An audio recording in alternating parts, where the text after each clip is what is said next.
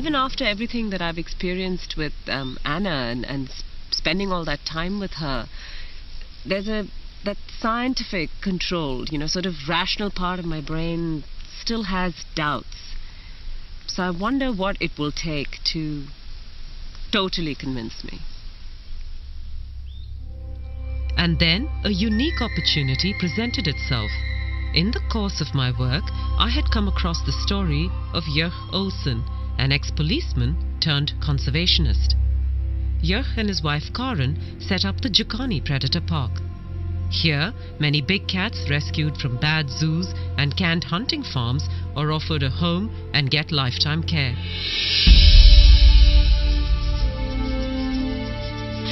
Jörg has a remarkable relationship with his cats, and he handles them in a way I have seldom seen before.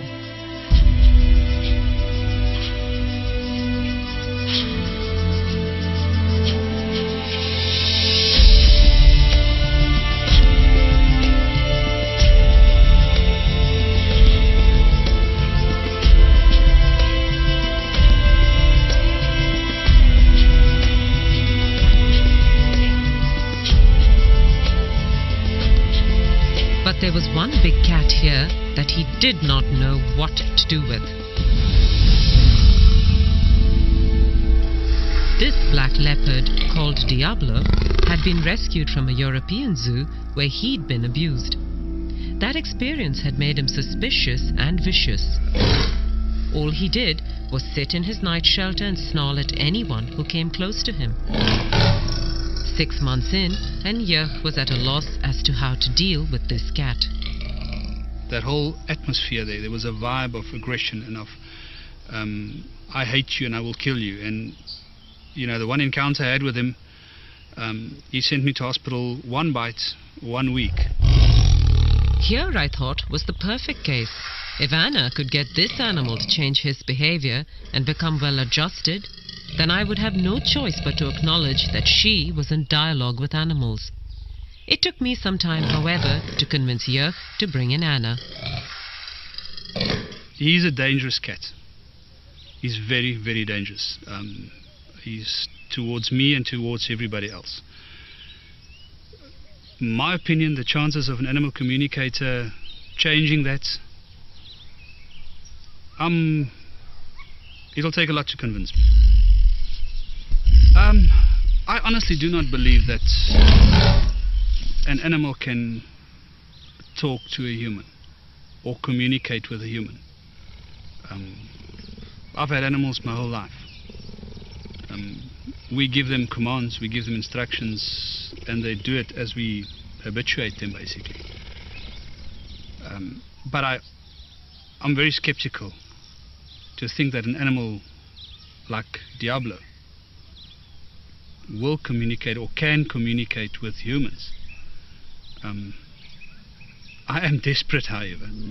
I do not want to lose him. I made sure that Anna had no information on Diablo or his history before she came to speak to the black leopard. I was nervous to see what would happen, as this animal never let anyone near his night shelter without a lot of snarling and growling.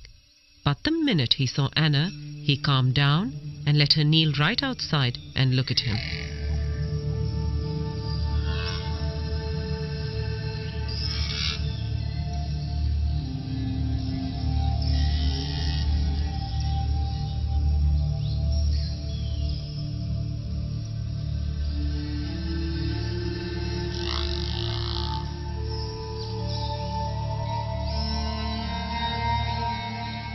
This beautiful black leopard that you've asked us to communicate with is very overawed by his new surroundings, having come from a very cramped and stressful place for him.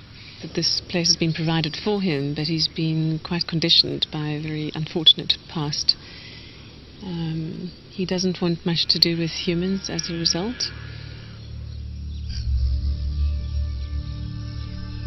He's immensely powerful, and I mean not just physically, which you well know and respect, but he's immensely powerful with a wisdom and an energetic presence and personality that is far bigger than anyone has ever appreciated about him before.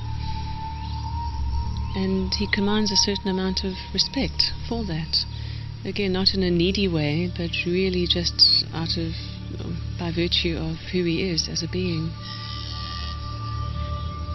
There's a very particular thing about his name, Diablo. He wants that name changed because he doesn't like the associations with it, the blackness, the darkness, the diabolical. And when asking him about his past before coming here, he shows concern for 2 young cubs that were next to him. He's asking what happened to them with a great sense of care and concern. We actually forgot about that. When we went to fetch him, there was so much excitement about bringing him back here. It actually slipped my mind until she said, he asked about the 2 cubs, and then we've remembered there were 2 little young leopard cubs next door to him that came from Breytenbach, and they were sort of semi-wild. They weren't hand-reared, and it just slipped my mind. And when they talked about it, I couldn't believe. I actually did believe it. I mean, then I really believed that they were communicating. And she communicated with him, and when we spoke to her and she relayed all the information back to us, firstly I didn't believe her. It's things that anybody can think out, and you can think, And then she said something about the cubs that were with him. And that changed this whole thing, because now all of a sudden, that's something that she didn't know about. And I've also reassured him that you have no demands of him here, that you're quite happy to not make any physical demands of him or any expectations for display or interaction, that you're really willing to let him be how he wants to be. And that's given him an enormous sense of relief. Yeah. And having told him that is for the first time made him actually genuinely interested and now exploring a bit further.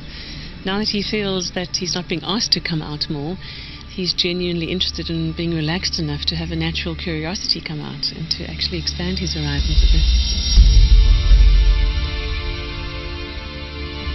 And Jurg was just stunned when the black leopard walked out of his night shelter into the larger enclosure later in the afternoon.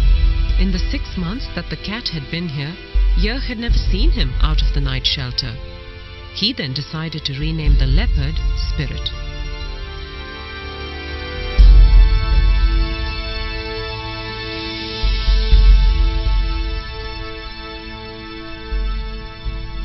We told him that same afternoon that we're not going to call him Diablo anymore.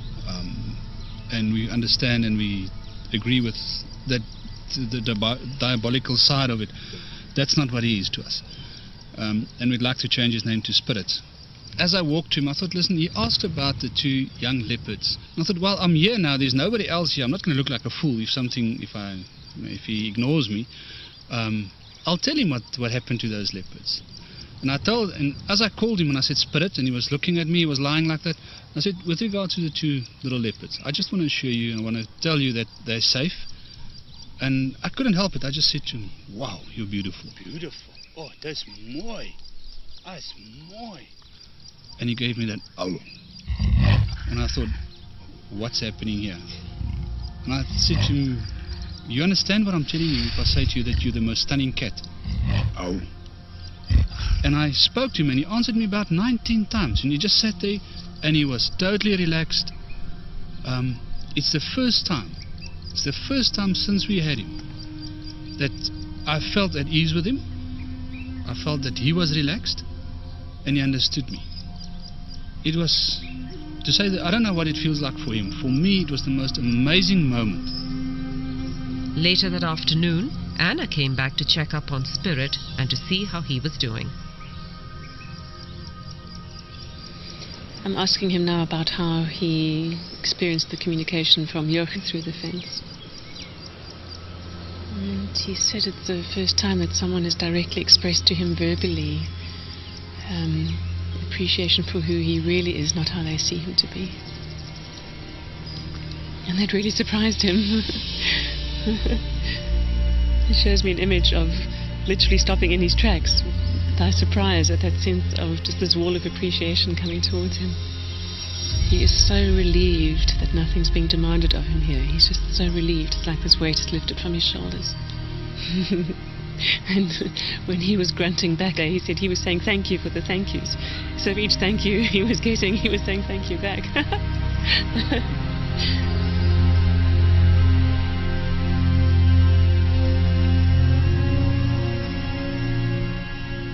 Is there anything you'd like to say about that feedback? I think we'll talk about this a bit later. I can't listen. So we'll talk about this later. It's unbelievable. I'm overwhelmed.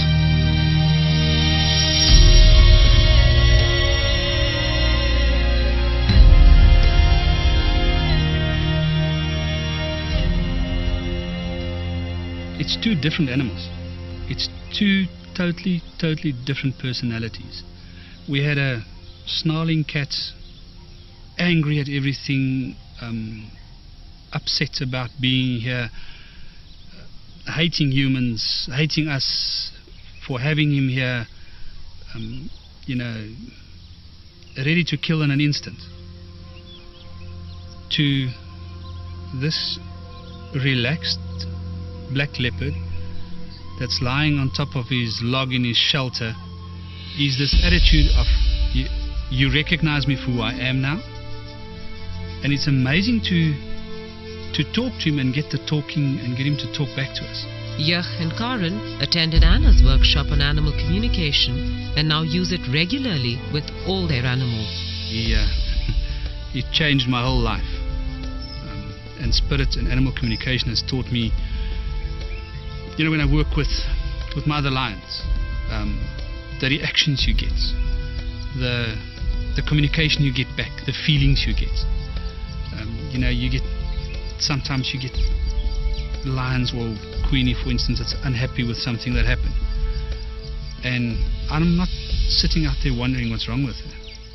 She tells me, and I can correct it, and I can make her happy because she is in my... I have to look after her. I've got to make her happy.